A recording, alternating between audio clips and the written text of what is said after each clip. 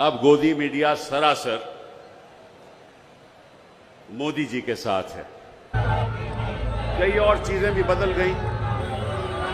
उन्होंने कहा था कि आपने कांग्रेस को 60 साल दिए, केवल हमें 60 महीने दो कि हम हिंदुस्तान की कायाकल्प बदल देंगे, हिंदुस्तान को बदल देंगे। 60 महीने नहीं, उनको लगभग 120 महीने मिले और इन्होंने हिंदुस्तान का नक्शा बदल दिया। सब संस्थाओं को गोदी बना दिया, चाहे वो इलेक्शन कमीशन हो, चाहे वो ईडी हो, चाहे वो सीबीआई हो, चाहे कोई भी संस्था हो। जुडिशरी के अलावा इन्होंने सबको अपनी गोदी में बैठा दिया। उसका नतीजा यह क्या हुआ कि लोकतंत्र खतरे में है, भाईचारा खतरे में है और जो इनकी मन मर्जी होती है वो ये करते हैं। आज मैं आपके सामने एक निर्दलीय सांसद के रूप में खड़ा हूं और मैं सोचता हूं और जानता हूं कि वक्त आ गया है कि सभी विपक्षी दलों को एकजुट होकर मोदी जी का सामना करना होगा। जिस तरह से मोदी जी शासन चला रहे हैं, मुझे नहीं लगता कि कोई भी सरकार बच पाएगी। आपको याद होगा कि हमेशा मोदी जी मंच पे कहते हैं कि मुझे एक डबल इंजन सरकार चाहिए। अब डबल इंजन सरकार का मतलब क्या है? उसका मतलब यह है कि हर प्रदेश में मेरी सरकार होनी चाहिए, केंद्र में मेरी सरकार हो, हर प्रदेश में मेरी सरकार हो, तभी तो डबल इंजन सरकार होगी। इसका मतलब लक्ष्य क्या है? लक्ष्य क्या है कि सारी ऑपोजिशन को खत्म करना, सारे प्रदेशों को अपने कब्जे में ले लेना। मैं आपको आज एक बात बताना चाहता हूं कि ये सरकार डबल इंजन सरकार कभी हो ही नहीं सकती। केवल ये डबल बैरल सरकार है। डबल बैरल क्यों? कि एक बैरल तो ईडी और दूसरा बैरल सीबीआई। अब इन्होंने दिल्ली के साथ क्या किया, उस बात पे मैं अब आना चाहता हूं। आपने मुख्यमंत्री जी को चुना, दिल्ली सरकार में इतनी बहुमत के साथ आम आदमी पार्टी आई, लेकिन जब से आम आदमी पार्टी यहां शासन कर रही है, तब से इनका इरादा यह है कि किसी तरीके से इस शासन को चलने ना दो। आपको मालूम है कि संविधान में, क्योंकि दिल्ली एक राजधानी है, इसलिए मैं सरल तरीके से आपको समझाना चाहता हूं। मैं कोई कानूनी बात नहीं करूंगा, लेकिन ऐसी बात करूंगा जो आप लोगों को समझ आए। संविधान हमारा यह कहता है कि 3 चीजें केंद्र सरकार के हक में होंगी, जिसके बारे में राज्य सरकार जो है, जो केजरीवाल की सरकार है, उसमें दखल अंदाजी नहीं हो सकती। पहला तो जमीन, लैंड। ये क्यों? क्योंकि अगर दिल्ली जो हमारी राजधानी है, वहां एक डेवलपमेंट होगी और किस तरह से मकान बनेंगे, किस तरह से इमारतें बनेगी, तो उसका सारा पावर जो है वो केंद्र सरकार को है। वो सही भी है। दूसरा, पुलिस। यहां कोई दंगे हो जाएं, यहां कोई फसाद हो जाए, तो क्योंकि राजधानी है, पुलिस की पावर भी केंद्र सरकार को होगी। और तीसरा, पब्लिक ऑर्डर, जिसको हम कहते हैं सार्वजनिक व्यवस्था। जहां तक पब्लिक ऑर्डर का भी सवाल है, वो भी पावर केंद्र सरकार को होगी। इसके अलावा कोई पावर केंद्र सरकार को नहीं होगी। केंद्र सरकार का हमेशा यह प्रयास रहा है कि किसी तरीके से भी सारी पावर खुद में समेट लें और जो आपकी चुनी हुई सरकार है उसको जीरो बना लें। हमेशा से ये इनका लक्ष्य रहा है। लेकिन जनता इनके साथ है, जनता भाजपा के साथ नहीं है, जनता मोदी जी के साथ नहीं है, जनता के अरविंद केजरीवाल के साथ है। ये बात इनको गले में अटकी हुई है।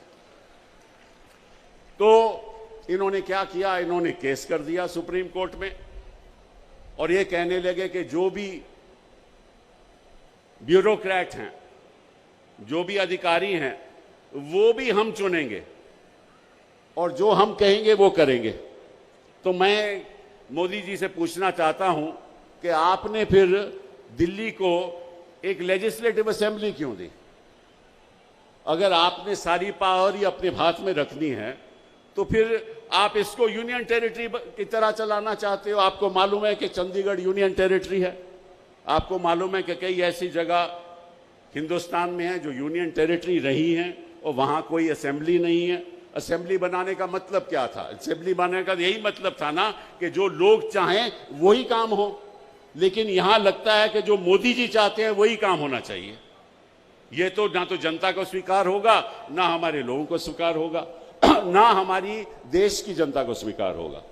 तो इन्होंने बड़ा प्रयास किया, सुप्रीम कोर्ट में मामला गया, पहले 5 जजेस ने फैसला किया, उसके बाद दोबारा फैसला हुआ, दोबारा 5 जजेस का फैसला हुआ और इन्होंने कोशिश ये की कि लेफ्टिनेंट गवर्नर को द्वारा जो भी, देखिए किसी भी मंत्री के नीचे एक सेक्रेटरी होता है, जो भी मंत्री और जो भी सरकार के फैसले होते हैं उन फैसलों का पालन सेक्रेटरी को करना पड़ता है। लेकिन इन्होंने ये तय कर लिया कि सेक्रेटरी भी हम बनाएंगे और जो हम कहेंगे वो सेक्रेटरी करेगा, लेकिन मंत्री का कहना नहीं मानेगा। इन्होंने ये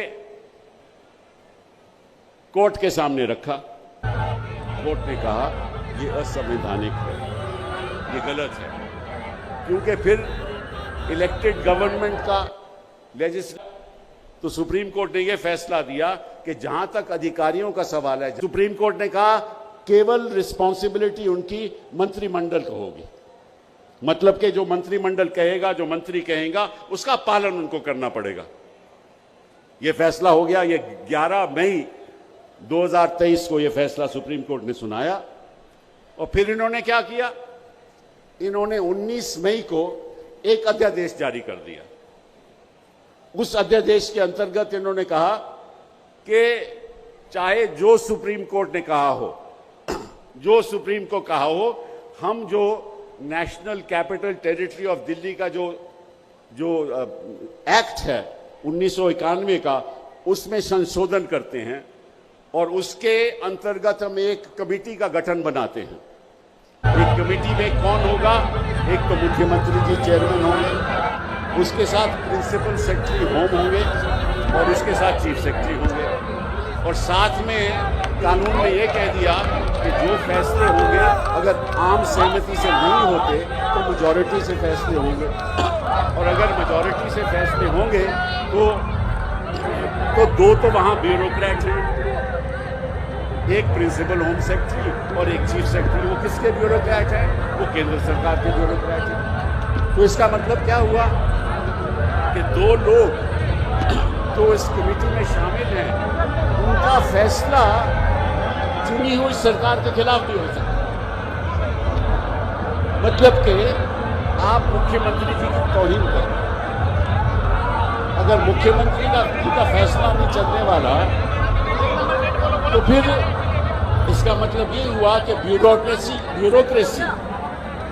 ही दिल्ली चलाएगी। इसका मतलब जो मुख्यमंत्री जी कहेंगे उसकी बात नहीं मानी जाएगी, और अगर बात नहीं मानी जाएगी और अवैध हो कुछ, तो उसके बाद जो लेफ्टिनेंट गवर्नर है वो अपने तौर पे खुद फैसला करेगा। ये पावर सारी लेफ्टिनेंट गवर्नर को दे दी। अगर आम सहमति नहीं हो तो मंत्रिमंडल को जीरो कर दिया, चीफ मिनिस्टर को जीरो कर दिया, पावर ब्यूरोक्रेट्स को दे दी और फैसला केंद्र सरकार करेगी। तो फिर आपने काहे को असेंबली बनाई? सुप्रीम कोर्ट ने कई फैसलों ने कहा है कि आप सुप्रीम कोर्ट का फैसला अध्यादेश द्वारा, कानून द्वारा रद्द नहीं कर सकते। तो मुझे उम्मीद है कि सुप्रीम कोर्ट इसको रद्द करेगी, इसको खत्म करेगी, क्योंकि मैं समझता हूं कि जो अध्यादेश ये कह दे हुई सरकार है उसके निर्णय नहीं माने जाएंगे, तो इसका मतलब ये हुआ कि जो ब्यूरोक्रेट कहता है उसके कहने माने जाएंगे। तो इसका मतलब कि असेंबली का कोई मतलब ही नहीं हो। केवल यही नहीं, हर एक मंत्रिमंडल के अंदर एक ब्यूरोक्रेट होता है, एक सेक्रेटरी होता है, उसकी भी नियुक्ति ये लोग करेंगे।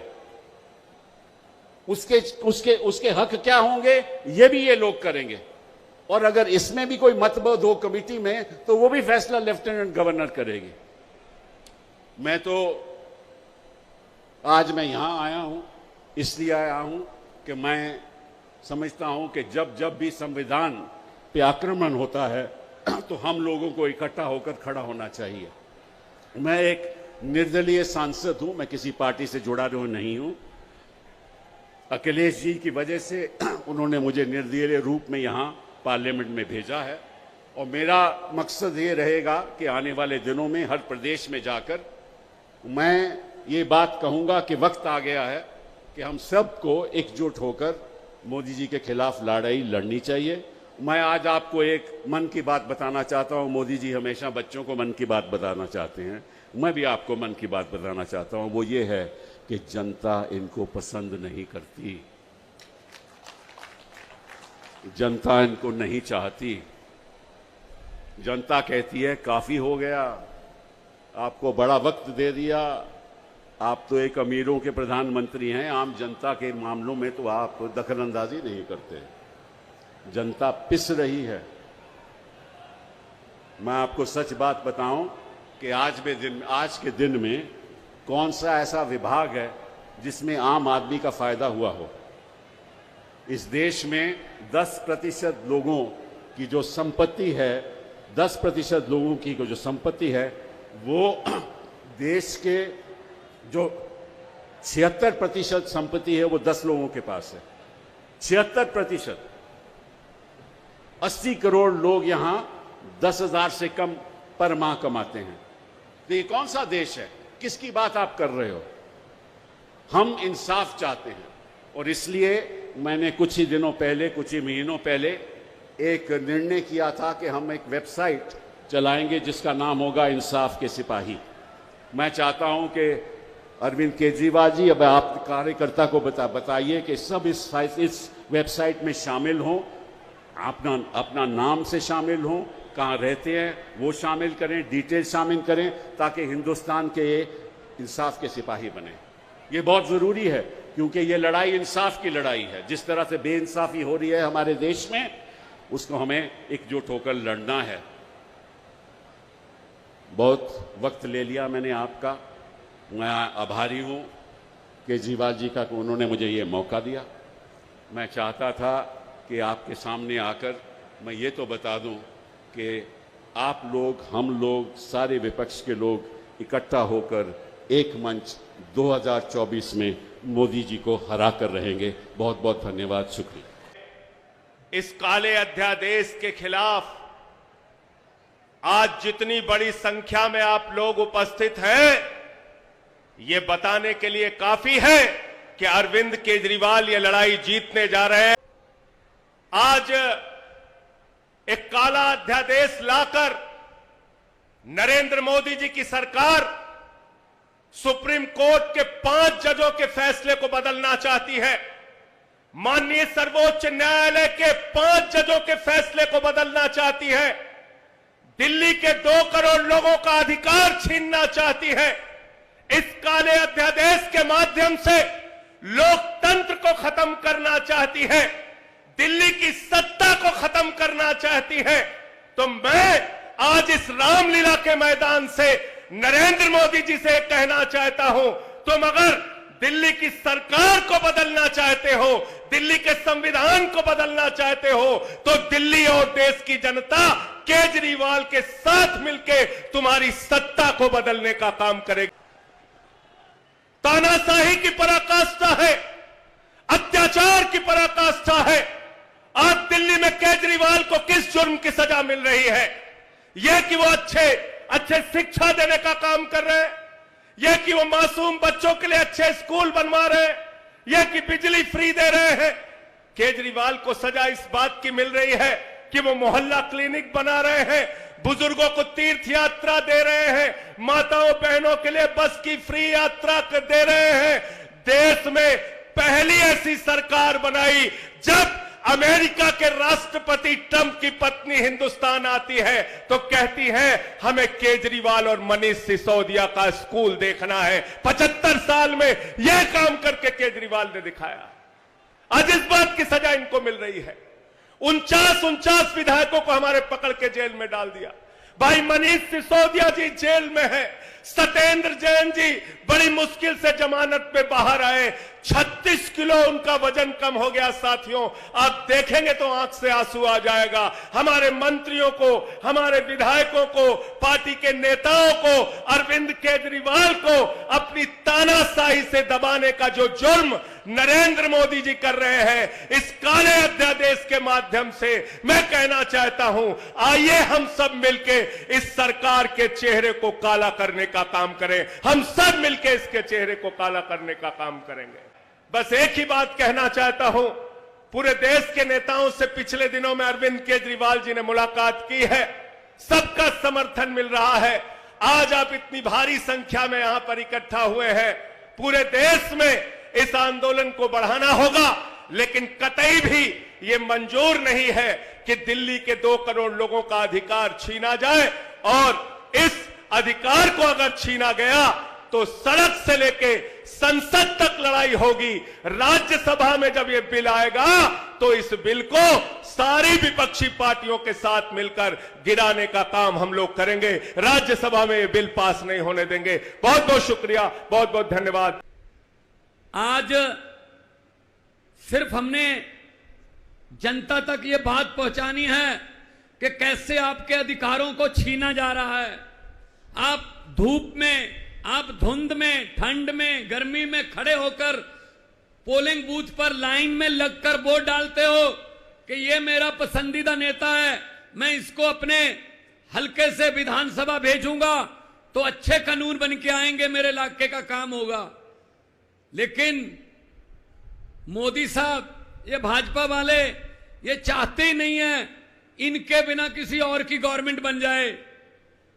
अगर चुनाव से भाजपा की गवर्नमेंट किसी राज्य में नहीं बनती तो ये उपचुनाव से बना लेते हैं। उसके 25 खरीद लो, 30 खरीद लो, फिर दोबारा उपचुनाव करवा लो, बाई इलेक्शन करवा लो, फिर कह दो राज्यपाल को सुबह 4 बजे जगा लो, जी ओथ सेरेमनी है, एक बार मुख्यमंत्री को ओथ दिलवा दो, बाकी बाद में देख लेंगे। ये चल रहा है। बीजेपी, भारतीय जुगाड़ू पार्टी, ये जुगाड़ करते रहते हैं कोई ना कोई। तो उसी तरह से दिल्ली में सरकार है, आप लोगों ने वोट डाले, मुख्यमंत्री अरविंद केजरीवाल जी हैं, तो अगर वो काम ही नहीं कर पाएंगे, अगर वो अफसरों को ऑर्डर नहीं दे पाएंगे, अगर वो किसी भ्रष्ट अफसर की बदली नहीं कर पाएंगे, उनको सस्पेंड नहीं कर पाएंगे, तो सिस्टम कैसे चलेगा? तो सिस्टम कैसे चलेगा? ये कहते ही नहीं। हमारा देश की 140 करोड़ जनता का सवाल है। दिल्ली में हर प्रदेश का आदमी रहता है, दिल्ली देश का दिल है। तो इनकी ये हिम्मत कि ये सुप्रीम कोर्ट का फैसला पलट दें कि नहीं जी अरविंद केजरीवाल की चलने नहीं देंगे। अब ये दरियाओं को रोका नहीं जा सकता मोदी जी, दरिया अपना रास्ता खुद बनाते हैं, हुकूमत वो करते हैं। ये आज का इकट्ठ देखकर अरविंद केजरीवाल जी, मैं आपके लिए बोल रहा हूं कि हुकूमत वो करते हैं जिनका दिलों पर राज होता है। यूं कहने को तो मुर्गे के सर पे भी ताज होता है। हम पूरे देश में गए, जहां जहां गए आप लोगों के अधिकारों की बात की और हमें समर्थन मिल रहा है।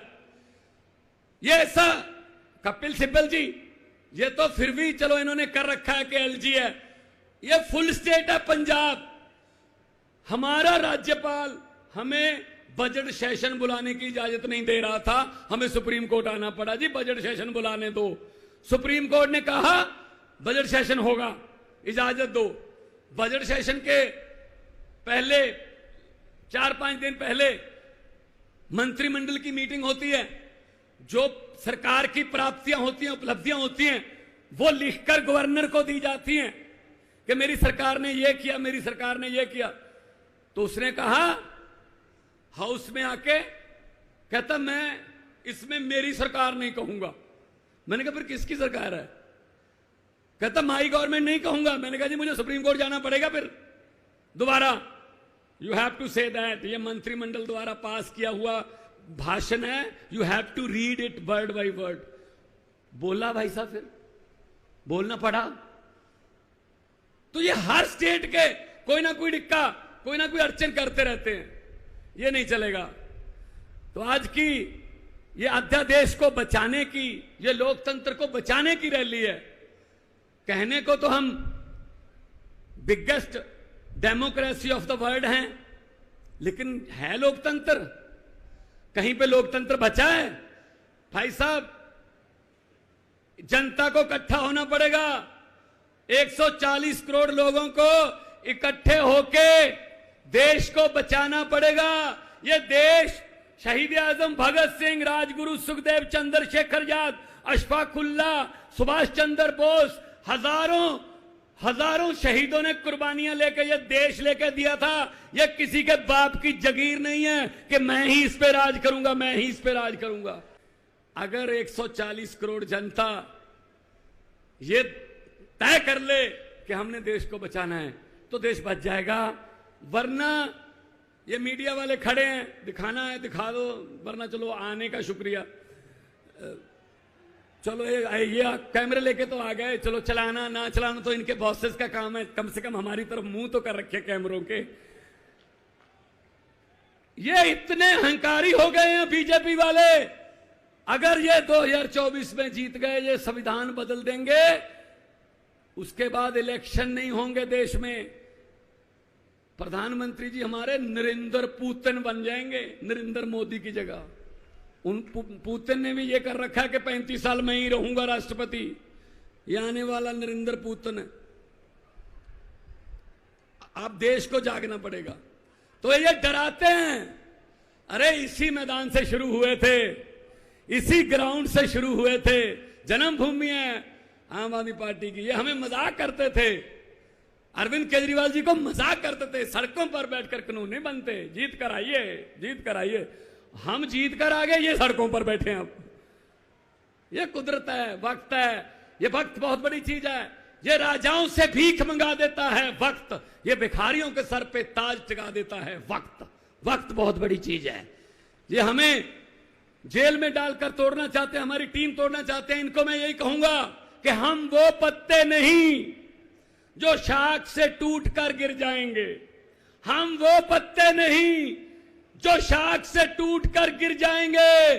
आंधियों को बोलो अपनी औकात में रहें। बहुत बहुत धन्यवाद। आज इतनी भारी संख्या में दिल्ली के कोने कोने से आए हुए मेरे प्यारे भाइयों, बहनों, माताओं, बुजुर्गों, बच्चों, आप सब लोगों को मेरा नमस्कार, सबको मेरा प्रणाम। मैं देख रहा हूं जहां तक नजर जा रही है पीछे कम से कम 1 लाख लोगों के, यहां पे 1 लाख लोग मौजूद हैं। और मैं अभी आ रहा था, कम से कम 20-25 हजार लोग सड़कों पे इस वक्त रामलीला मैदान की तरफ बढ़ रहे हैं। इतनी भारी संख्या में आज लोग यहां आए हैं। अपनी बात शुरू करने के पहले आपसे पूछना चाहता हूं, आप में से कौन कौन मुझे प्यार करते हैं? जरा हाथ खड़े करके बताओ कौन कौन प्यार करता है। आपका बहुत बहुत शुक्रिया इस प्यार, इस मोहब्बत के लिए। लेकिन अब जो लोग मेरे से प्यार करते हैं, सबसे पहले एक बात आपसे मांगना चाहता हूं। जैसा अभी सौरभ भारद्वाज जी ने कहा, सब लोग अपने अपने मोबाइल फोन निकाल लो। अभी हम देख रहे हैं यहां पे कम से कम 40-50 वीडियो कैमरा, टीवी वालों के कैमरा मौजूद हैं। अब इस मैदान में 1 लाख कैमरे चालू हो जाएंगे। 1 लाख कैमरे। सब लोग अपना अपना फोन निकालो, फोन पे वीडियो रिकॉर्डिंग चालू करो, अपनी अपनी फेसबुक चालू करो और फेसबुक लाइव कर दो। इस रामलीला मैदान से अब एक साथ 1 लाख टीवी कैमरे लाइव चालू होंगे। 1 लाख टीवी कैमरे लाइव चालू होंगे। मैं सबसे पहले कपिल सिब्बल साहब का बहुत बहुत शुक्रिया अदा करता हूं। हमारे इनविटेशन पे आज वो आए। कई साल के बाद आज हम लोग रामलीला मैदान में इकट्ठे हुए हैं। आज से 12 साल पहले, 12 साल पहले इसी रामलीला मैदान में इकट्ठे हुए थे हम लोग भ्रष्टाचार के खिलाफ। इस मंच को मैं नमन करता हूं, यह बहुत पवित्र मंच है। आज से 12 साल पहले भ्रष्टाचार के खिलाफ इकट्ठे हुए थे। आज इसी मंच से एक अहंकारी तानाशाह को इस देश से हटाने के लिए फिर से इकट्ठे हुए हैं दोस्तों। तानाशाही को खत्म करने के लिए फिर से इकट्ठे हुए हैं। और जैसे उस वक्त भ्रष्टाचार के खिलाफ आंदोलन हमारा सफल हुआ था, आज इसी मंच से जो आंदोलन शुरू हो रहा है, हमारे देश के अंदर जो तानाशाही लाई जा रही है उसे खत्म करने का जो आंदोलन शुरू हो रहा है, जनतंत्र को खत्म करने का जो आंदोलन शुरू हो रहा है, संविधान को बचाने का जो आंदोलन आज शुरू हो रहा है, बहुत जल्दी इस आंदोलन को भी सफलता मिलेगी। सुप्रीम कोर्ट ने दिल्ली के लोगों के हक में फैसला दिया। 8 साल तक दिल्ली के लोगों ने लड़ाई लड़ी सुप्रीम कोर्ट के अंदर। सुप्रीम कोर्ट में हमारे वकील अभिषेक मनु सिंघवी साहब ने दिल्ली के लोगों की तरफ से लड़ाई लड़ी। सबसे पहले मैं आज इस मंच से सिंघवी साहब का भी दिल्ली के लोगों की तरफ से शुक्रिया अदा करता हूं, जिन्होंने दिल्ली के लोगों को उनका हक दिलाया। दोस्तों 11 मई, आज 11 जून है, आज से 1 महीने पहले 11 मई को देश की सर्वोच्च अदालत, सबसे बड़ी अदालत सुप्रीम कोर्ट की भी कॉन्स्टिट्यूशन बेंच, उसने आदेश पारित किया दिल्ली के लोगों के हक में। और उसके 8 दिन के बाद, 1 हफ्ते के बाद 19 मई को देश के प्रधानमंत्री ने सुप्रीम कोर्ट के आदेश को खारिज कर दिया। दोस्तों, देश की सबसे बड़ी अदालत के फैसले को प्रधानमंत्री ने खारिज कर दिया। प्रधानमंत्री कहते हैं मैं सुप्रीम कोर्ट को नहीं मानता। देश के प्रधानमंत्री कहते हैं मैं सुप्रीम कोर्ट को नहीं मानता। 75 साल के भारत के इतिहास में पहली बार एक प्रधानमंत्री आया है जो कहता है मैं सुप्रीम कोर्ट को नहीं मानता। पूरे देश के लोग स्तब्ध हैं। पूरे देश के लोगों को यकीन नहीं हो रहा, इतना अहंकारी प्रधानमंत्री कहता है मैं सुप्रीम कोर्ट को नहीं मानता। दोस्तों, देश के अंदर अब जनतंत्र खत्म हो रहा है, इसी को तानाशाही कहते हैं। जब देश का प्रधानमंत्री कहता है मैं सुप्रीम कोर्ट को नहीं मानता, इसी को हिटलर शाही कहते हैं, जनतंत्र खत्म होना कहते हैं। क्या है, सुप्रीम कोर्ट ने ऐसा क्या कह दिया कि प्रधानमंत्री जी कह रहे हैं कि मैं सुप्रीम कोर्ट के आदेश को नहीं मानता। भारत में जनता सुप्रीम है, जनता अपनी सरकार चुनती है, उस सरकार को जनता के काम करने का पूरा अधिकार होना चाहिए। दिल्ली में भी लोग सरकार चुनते हैं। सुप्रीम कोर्ट ने कहा कि जो भी सरकार दिल्ली के लोग चुनते हैं, जनता सुप्रीम है, दिल्ली की जनता सुप्रीम है, उस सरकार को काम करने का अधिकार होना चाहिए। मोदी जी का अध्यादेश कहता है कि अब दिल्ली के अंदर जनतंत्र नहीं होगा, अब दिल्ली के अंदर तानाशाही चलेगी, अब दिल्ली के अंदर जनता सुप्रीम नहीं है, अब दिल्ली के अंदर एलजी सुप्रीम होगा। अब दिल्ली के अंदर चाहे जनता जिसको मर्जी वोट दे, चाहे जनता जिसकी मर्जी सरकार बनाए, प्रधानमंत्री जी कहते हैं सरकार तो मैं ही चलाऊंगा। प्रधानमंत्री जी कहते हैं एलजी के जरिए मैं सरकार चलाऊंगा। बाबा साहब अंबेडकर ने अपने संविधान में लिखा कि इस देश के अंदर जनतंत्र होगा, जनता सुप्रीम होगी, आज प्रधानमंत्री जी ने भारत के संविधान के परखच्चे उड़ा दिए। प्रधानमंत्री जी ने भारत का संविधान बदल दिया। प्रधानमंत्री जी कहते हैं अब जनता सुप्रीम नहीं होगी, अब एलजी सुप्रीम होगा। यह तो सरासर अपमान है दिल्ली के लोगों का। प्रधानमंत्री जी कहते हैं दिल्ली की जनता जिसको मर्जी वोट दे, उस वोट की कोई कीमत नहीं है। दोस्तों, ये बीजेपी वाले रोज मेरा अपमान करते हैं, मेरे को गालियां देते हैं, गंदी गंदी गालियां देते हैं। मेरे को अपने मान और अपमान की कोई चिंता नहीं है, मैं कोई परवाह नहीं करता। मैं इनको वापस गाली नहीं देता, मेरे को गाली गलौज नहीं करनी आती, मेरे संस्कार नहीं सिखाते। मैं 24 घंटे अपने काम में व्यस्त रहता हूं, मेरे को काम से मतलब है।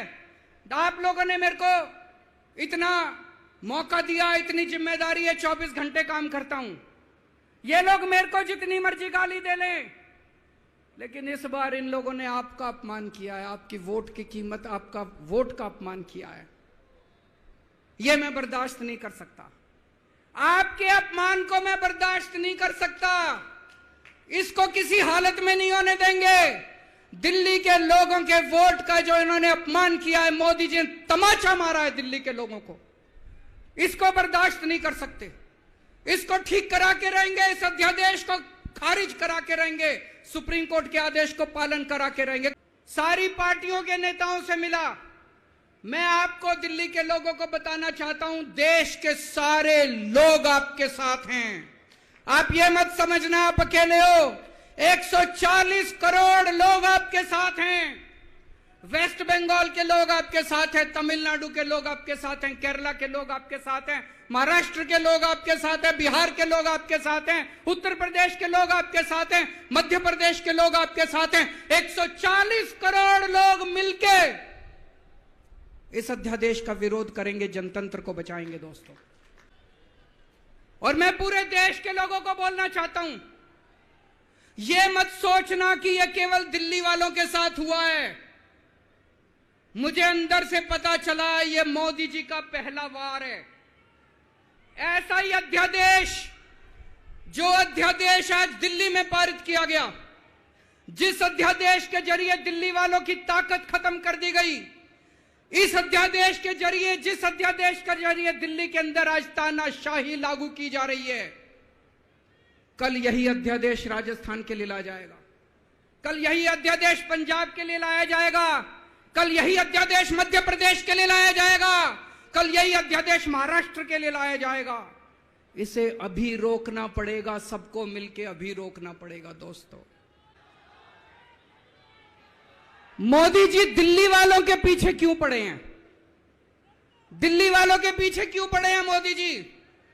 2015 में दिल्ली के लोगों ने 7 एमपी की सीट मोदी जी को जिता दी, मोदी जी को प्रधानमंत्री बनाया और मोदी जी को कहा आप देश संभालो। और दिल्ली में 70 में से 3 सीट बीजेपी को दी, 3 सीट, 67 सीट आम आदमी पार्टी को दी। और दिल्ली के लोगों ने कहा केजरीवाल जी आप दिल्ली संभालो। बीजेपी को 3 सीट देने का क्या मतलब? दिल्ली के लोगों ने अपनी आंखें लाल करके मोदी जी की तरफ देखा और बोला आप देश संभालो, खबरदार दिल्ली की तरफ आंख उठा के देखी तो। बोला कि नहीं बोला? 2020 में फिर से दिल्ली के लोगों ने 7 एमपी की सीट मोदी जी को दी, बोले आप देश संभालो। आम आदमी पार्टी को 70 में से 62 सीट दी, बोले केजरीवाल जी आप दिल्ली संभालो। फिर से दिल्ली के लोगों ने आंखें लाल करके मोदी जी को कहा आप देश संभालो, दिल्ली की तरफ आंख उठा के मत देखना। लेकिन प्रधानमंत्री जी से देश तो संभल नहीं रहा, देश का तो बेड़ा गर्क कर दिया। रोज उठते हैं और दिल्ली वालों के काम रोक देते हैं। मैं स्कूल बनवाता हूं, मोदी जी कहते हैं मैं तेरे स्कूल नहीं बनने दूंगा। मैं अस्पताल बनवाता हूं, मोदी जी कहते हैं तेरे अस्पताल नहीं बनने दूंगा। मैं मोहल्ला क्लिनिक बनाता हूं, मेरे मोहल्ला क्लिनिक तोड़वा दिए मोदी जी ने। पिछले साल प्रधानमंत्री जी ने दिल्ली के अस्पतालों में दवाइयां बंद करा दी। मैं सीसीटीवी कैमरे लगवाता हूं, प्रधानमंत्री जी एलजी को कह के सीसीटीवी कैमरे नहीं लगने देते। पिछले साल मोहल्ला क्लिनिक के अंदर इन्होंने गरीबों के टेस्ट बंद करवा दिए। दोस्तों, मैंने दिल्ली के लोगों के लिए योगा क्लासेस शुरू की, प्रधानमंत्री जी ने योगा क्लासेस बंद करवा दी। प्रधानमंत्री जी से मैं कहना चाहता हूं, आप देश संभालो ना, आपसे देश तो संभल नहीं रहा। देश का बेड़ा गर्क कर दिया आपने। चारों तरफ इतनी महंगाई हो रही है, पेट्रोल 100 रुपए लीटर पहुंच गया, डीजल 90 रुपए लीटर पहुंच गया, दूध महंगा हो गया, सब्जियां महंगी हो गई, एलपीजी का सिलेंडर 1000 रुपए के ऊपर हो गया। इनको समझ ही नहीं आ रहा महंगाई कैसे, इनको चौथी पास राजा को समझ ही नहीं आ रहा कि देश कैसे संभाले। एक दिन कहते हैं 2000 का नोट आएगा, 5 साल बाद कहते हैं 2000 का नोट जाएगा। अरे इनको समझ ही नहीं है। आप लोगों ने कोई समझदार प्रधानमंत्री बनाया होता, कम से कम ये तो बता देगा 2000 का नोट आएगा कि जाएगा। चारों तरफ बेरोजगारी फैली हुई है, इनको समझ ही नहीं आ रहा बेरोजगारी कैसे दूर करें। चारों तरफ भ्रष्टाचार फैला हुआ है, इनको समझ ही नहीं आ रहा भ्रष्टाचार दूर कैसे करें। जीएसटी की वजह से व्यापारियों का बेड़ा गर्क हुआ पड़ा है, इनको समझ ही नहीं आ रहा जीएसटी को कैसे ठीक करें। पूरे देश का रेलवे में मेरी आप लोगों से गुजारिश है, एक टेस्ट करके देखना। कोई second class AC, third AC, second class की टिकट खरीद लेना, सेकंड क्लास स्लीपर की। एक बारी रेल में जाके देखो, इन्होंने रेलवे का क्या हाल कर दिया। पूरी रेलवे का बेड़ा गर्क कर दिया। अच्छा खासा चलता हुआ रेलवे इन्होंने बेड़ा गर्क कर दिया इन लोगों ने। 2002 में प्रधानमंत्री जी गुजरात के मुख्यमंत्री बने। 12 साल गुजरात के मुख्यमंत्री रहे। पिछले 9 साल से देश के प्रधानमंत्री हैं। 21 साल हो गए मोदी जी को राज करते करते, 21 साल। 2015 में मैं दिल्ली का मुख्यमंत्री बना। मेरे को 8 साल हो गए दिल्ली पे राज करते करते। आज मैं चैलेंज करता हूं और देश की जनता को अपील करता हूं, मोदी जी के 21 साल, मेरे 8 साल, दोनों के देख लो किसने ज्यादा काम किया। केजरीवाल ने ज्यादा काम करा। केजरीवाल ने 8 साल में ज्यादा काम करा कि मोदी जी ने 21 साल में ज्यादा काम करा। अरे इनसे काम तो होता नहीं है। देश के अंदर जो अच्छा काम करता है उसको रोकने की कोशिश करते हैं। ये आज दिल्ली के सारे अच्छे काम रोकना चाहते हैं। मोदी जी के पास तो फुल पावर थी 21 साल। मेरे को तो इन्होंने काम भी नहीं करने दिए, हर काम में टांग अड़ाया। फिर भी मेरे 8 साल उठा के देख लो, कितने स्कूल बनवा दिए, कितने अस्पताल बनवा दिए, लोगों का इलाज मुफ्त कर दिया, लोगों के बच्चों को पढ़ाई दे रहे हैं अच्छी, बिजली मुफ्त कर दी। मैंने बिजली मुफ्त करी। मोदी जी कह रहे हैं फ्री की रेवड़ी बांट रहा है। अरे गरीबों के हाथ में अगर 4 रेवड़ी रख दी तो कौन सा बुरा हो गया। मोदी जी आपने तो रेवड़ी नहीं, पूरा का पूरा रेवड़ा उठा के अपने दोस्त को दे दिया। पूरा का पूरा देश उठा के अपने दोस्त को दे दिया। पूरा की पूरी केंद्र सरकार उठा के अपने दोस्त को फ्री में दे दी। तो एक दिन प्रधानमंत्री जी ने सोचा कि मैं भी जाके स्कूल में फोटो खिंचवाऊंगा। पूरे गुजरात में ढूंढने से उनको एक स्कूल नहीं मिला जिसमें मोदी जी फोटो खिंचवा ले। एक स्कूल, 30 साल से गुजरात में बीजेपी की सरकार है, एक स्कूल नहीं मिला। इनको एक स्टूडियो के अंदर टेंट लगा के एक क्लास, फर्जी क्लास बनानी पड़ी। 10 बच्चे बुलाए, डेस्क लगाए, वहां पे मोदी जी एक बच्चे के साथ बैठे और उन्होंने फोटो खिंचवाई। अब लोग प्रधानमंत्री जी से पूछने लगे हैं कि केजरीवाल ने इतना काम कर दिया, आपका काम कहां है? तो अब मोदी जी ने तय किया, मैं केजरीवाल को काम नहीं करने दूंगा। उन्होंने मनीष सिसोदिया को उठा के जेल में डाल दिया। उनको लगा मनीष सिसोदिया को जेल में डालने से शिक्षा के काम रुक जाएंगे। उन्होंने सतिंदर जैन को उठा के जेल में डाल दिया। उनको लगा सतिंदर जैन को जेल में डालने से मोहल्ला क्लिनिक बंद हो जाएंगे, अस्पताल बंद हो जाएंगे। मैं प्रधानमंत्री जी को बोलना चाहता हूं, हमारे पास एक मनीष सिसोदिया नहीं है, हमारे पास 100 मनीष सिसोदिया हैं। हमारे पास एक सतिंदर जैन नहीं है, हमारे पास 100 सतिंदर जैन हैं। आप एक को जेल में डालोगे, हमारा दूसरा आ जाएगा काम करने के लिए, काम नहीं रुकेगा दोस्त। जब इनको जेल में डालने से काम नहीं चला, तो अब ये ऑर्डिनेंस लेके आए हैं और ऑर्डिनेंस से ये सारा काम रोकना चाहते हैं दोस्तों। आज दिल्ली के लोग मुसीबत में हैं। दिल्ली के लोगों के ऊपर यह अध्यादेश थोपा जा रहा है। आपने पिछली बार 7 MP को वोट दिया था, कहां है वो सातों के सातों? अपने घर में दुबक के बैठे हैं।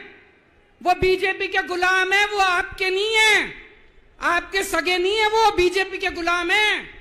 आपको कल को मुसीबत आती है तो केवल आपका बेटा, आपका भाई केजरीवाल आपके साथ खड़ा है, वो कभी खड़े नहीं होंगे दोस्तों। और अंत में मैं आपको एक कहानी सुनाना चाहता हूं। चौथी पास राजा। किस किसने सुनी है ये कहानी? इस कहानी का महात्म्य है कि इस कहानी को जितनी बार सुनोगे, जितनी बार सुनाओगे, उतनी भगवान की कृपा आपके परिवार के ऊपर बरसेगी। इस कहानी का जितना प्रचार प्रसार करोगे, उतना देश की तरक्की होगी, उतना समाज की तरक्की होगी। तो जिन लोगों ने कहानी सुनी है, वो भी बड़े ध्यान से दोबारा सुनना, अच्छे से सुनना और इसका खूब प्रचार प्रसार करना। यह कहानी एक राजा की है, एक चौथी पास राजा की कहानी है, एक अहंकारी राजा की कहानी है, एक भ्रष्टाचारी राजा की कहानी है। आप लोगों ने राजा और रानी की कई कहानियां सुनी होंगी। इस कहानी में राजा तो है, रानी नहीं है।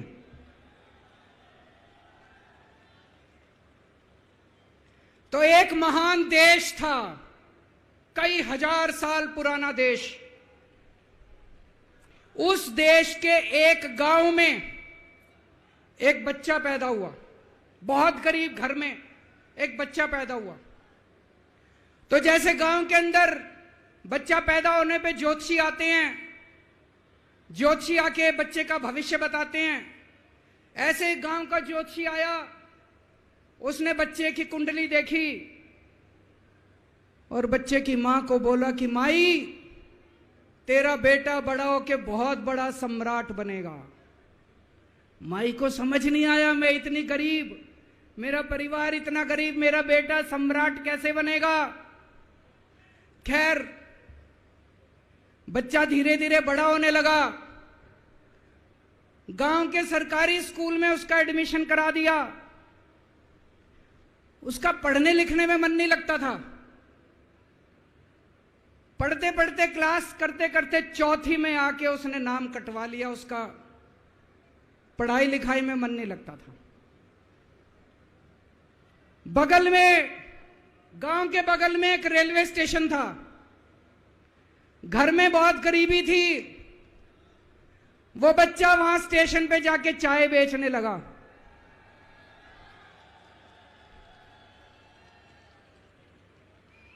चाय बेच के अपना गुजारा करता था। वो भाषण बहुत अच्छा देता था, बचपन से ही बड़ा अच्छा भाषण देता था। गांव के लड़कों को इकट्ठा कर लेता और भाषण देना चालू करता। धीरे धीरे आसपास के गांव में फैल गया कि यह बच्चा भाषण बड़े अच्छे देता है।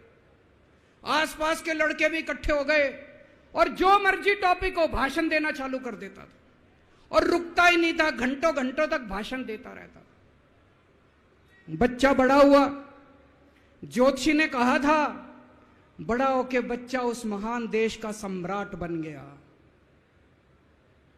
लेकिन राजा तो अनपढ़ था, उसे तो कुछ आता नहीं था। अफसर आते उस अनपढ़ राजा से जहां मर्जी साइन करा लेते, जहां मर्जी जो मर्जी साइन करा लेते। वो राजा अनपढ़ था, उसे लगता था मैं अगर अफसरों से पूछूंगा तो मेरी कमजोरी सबके सामने प्रकट हो जाएगी, अफसरों को लगेगा मेरे को कुछ आता नहीं है। अफसर जो मर्जी लेके आते थे वहां साइन कर देता था। वो धीरे धीरे पूरे देश के अंदर फैल गया कि राजा अनपढ़ है, राजा अनपढ़ है। राजा को बड़ा बुरा लगने लगा,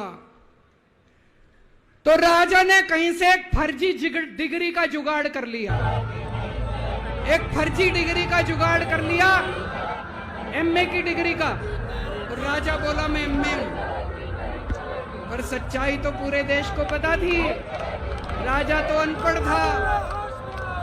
धीरे धीरे राजा अहंकारी भी होता गया, अहंकारी राजा और ऊपर से अनपढ़।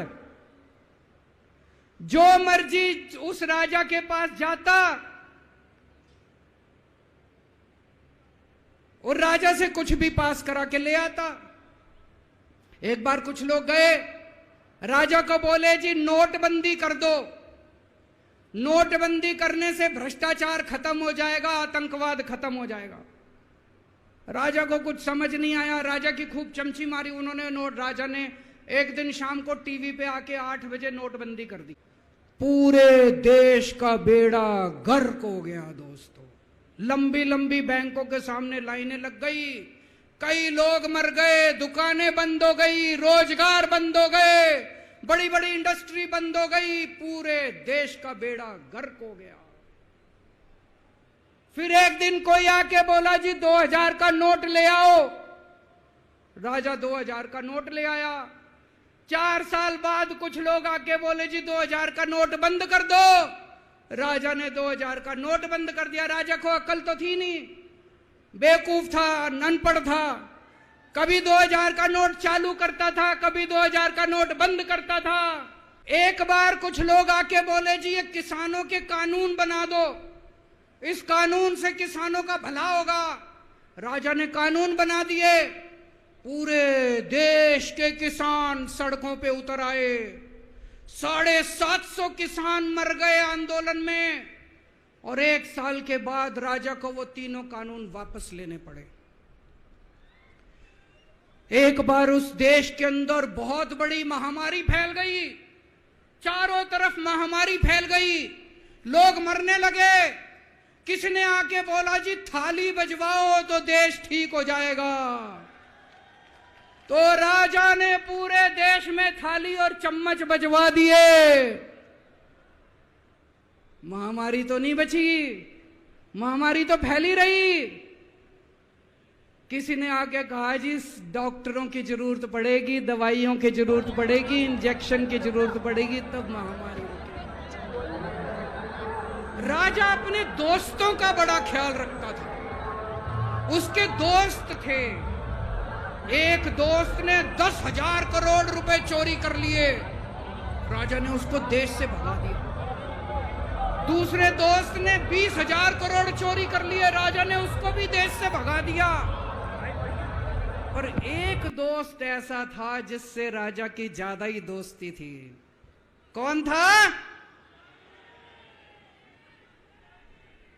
उसको उन्होंने सारे एयरपोर्ट बेच दिए, सारे जहाज बेच दिए, सारे सी पोर्ट बेच दिए, उन्होंने आसमान बेच दिया, जमीन बेच दी राजा ने, खदानें बेच दी। उस दोस्त पे राजा मेहरबान था।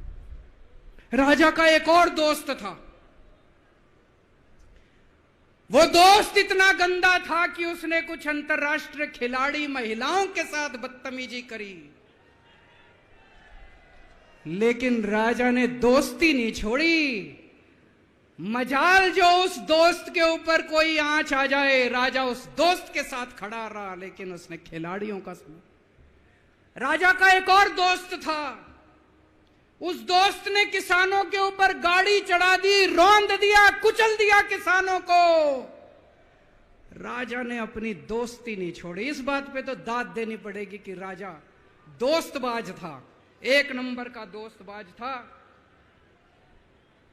चारों तरफ अत्याचार हो गया, चारों तरफ देश के अंदर इनके अपने लोग जो थे वो बलात्कार करने लगे, गलत काम करने लगे, हाहाकार मच गया। जो राजा के खिलाफ बोलता, राजा उसको पकड़ के जेल में डाल देता। एक दिन एक पत्रकार ने कार्टून बना दिया राजा के खिलाफ, उस पत्रकार को उठा के जेल में डाल दिया। एक दिन एक किसी पत्रकार ने उनके खिलाफ कुछ लिख दिया, उसको पकड़ के जेल में डाल दिया। जो राजा के खिलाफ बोले उसका बेड़ा गर्क। कोई जज अगर उस राजा के खिलाफ ऑर्डर करता था, राजा उसको बख्शता नहीं था। चारों तरफ अत्याचार, महंगाई, बेरोजगारी।